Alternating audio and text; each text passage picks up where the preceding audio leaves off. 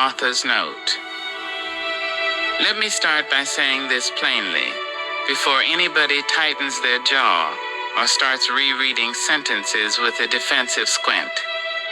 I'm not above this message, I'm inside it, elbow deep. I am not a holy man, I don't wear robes. I don't carry titles that echo when you say them out loud.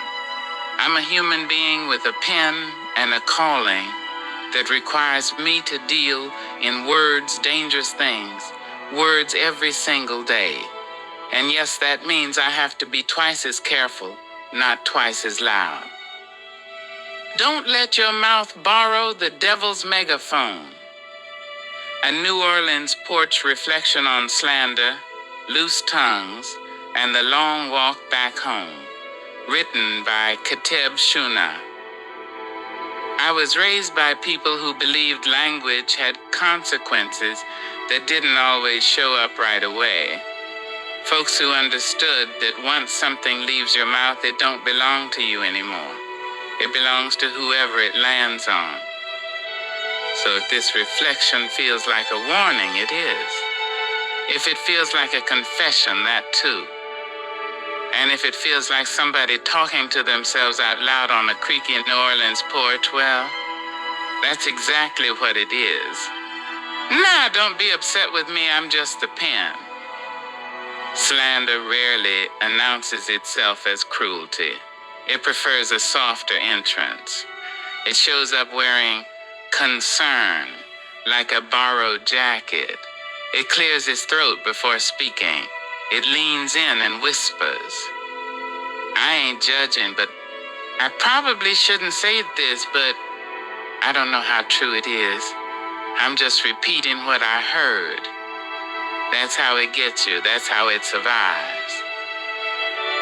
Down here in New Orleans, we know a thing or two about things that sneak in quiet and leave damage behind. Humidity don't kick the door open, it seeps. You wake up one morning and everything feels heavier. The air, your mood, your patience. Next thing you know, there's mold where you swore there wasn't yesterday. Slander works the same way.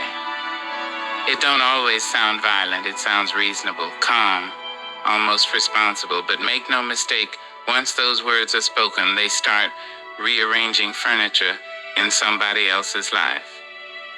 Reputations get bent first, then trust, then opportunity.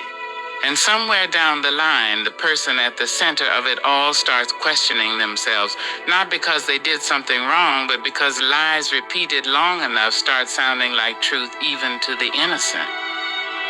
That kind of harm doesn't leave bruises, it leaves dents.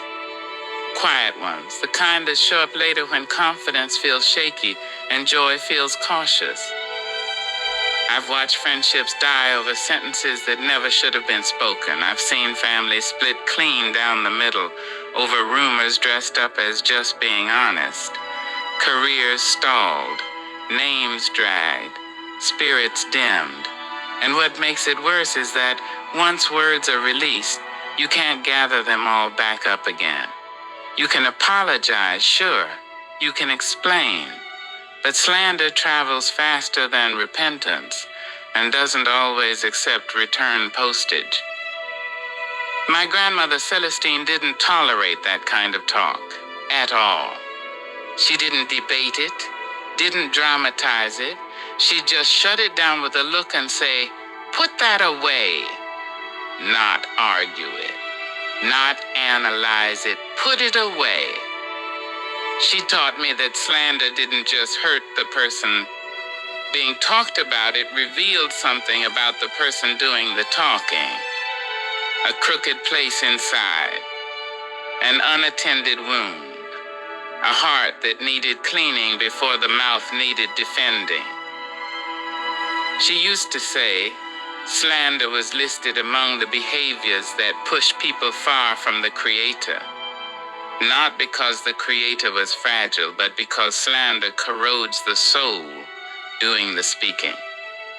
It creates division, separates friends, turns communities suspicious, everybody listening sideways, nobody trusting straight on. And don't let the smooth delivery fool you. Slander can sound intelligent, polite even, but poison don't need to be loud to be lethal. Now let me touch a nerve gently. Some folks confuse wisdom with dumping every thought out your mouth and calling it honesty. My Pawpaw Wallace would have laughed at that idea. Not a loud laugh, more like a slow exhale through the nose followed by a head shake that already knew where the conversation was headed. He used to tell me, boy, just because a thought visit, you don't mean it deserve a seat at the table. He believed restraint was intelligence in work clothes. That silence, used correctly, was a form of protection. Protection for others, yes, but also for yourself. We were fishing at Lake Pontchartrain one morning, lying still, water calm, when he said something that stuck with me longer than most sermons I've heard. He said, "Too much talking scare the fish, and it sure scare peace." Then after a pause, he added, "Same thing with people." Pawpaw believed slander was a slow-growing cancer of the soul. Starts small, spreads quiet, eats everything good if you don't catch it early.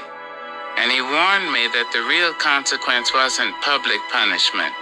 It was spiritual distance, being frowned upon by the Creator not in anger, but in disappointment. Now listen, I know some of you itching to argue, to justify, to explain why your words were different, necessary, deserved. But let me tell you what a wise man once told me, something that rearranged my insides a bit. Truth spoken with the intention to wound is worse than any lie. That messed with me because it forced me to look past accuracy and straight into motive. You can be correct and still be cruel. You can be factual and still be reckless. You can be honest and still be operating from ego instead of wisdom. Spiritual maturity isn't about saying everything you think the moment it crosses your mind. That's not courage. That's impulse. Wisdom knows when to speak, how to speak, and when to hush and let grace do the talking instead. A fool, as I was taught, is someone convinced they already know enough and refuses counsel. Somebody right in their own eyes. That kind of certainty breeds slander easy because it never pauses long enough to ask, what if I'm wrong? Let me tell you a porch story. Old school, homegrown. There was a man folks called Big Louie 2 stories. Not because he exaggerated, but because whatever he said always had a second layer. You never just got the statement, you got the suggestion riding shotgun. Big Louie could ruin a reputation without ever raising his voice. I ain't saying she dishonest, he'd say, stirring his coffee slow. I'm just saying things started disappearing after she got there. He sounded calm, measured, concerned, and people trusted him. Before long, doors started closing for that woman. Invitations stopped coming. Smiles got tight. Eventually, she moved away. Years later, the truth came out. Faulty inventory system, no theft, no wrongdoing, just a loose tongue with good manners. Big Louie lived long, comfortable, but folks didn't sit too close to him anymore. Even charm has a shelf life when people realize you throw stones wrapped in velvet.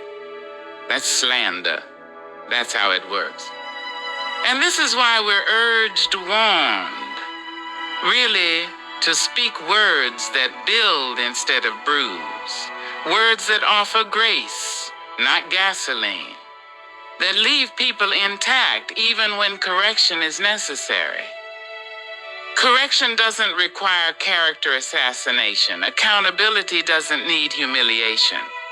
And if your truth scorches everything it touches, you might want to examine what's fueling it. I was taught young to speak in ways that left room for mercy, to remember that one day we all stand before scales that don't measure cleverness or volume. They weigh intention, impact, compassion.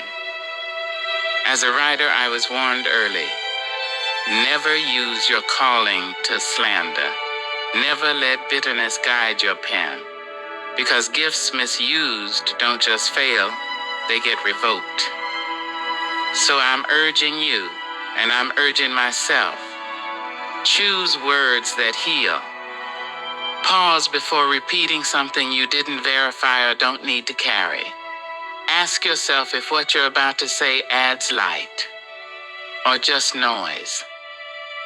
We don't need to tear others down to feel tall. We don't need to wound to feel wise. And when we mess up, and we will, we own it. Repair what we can. Learn. Grow. Do better tomorrow than we did today.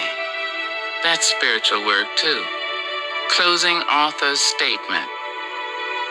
If you sat with me this long, thank you.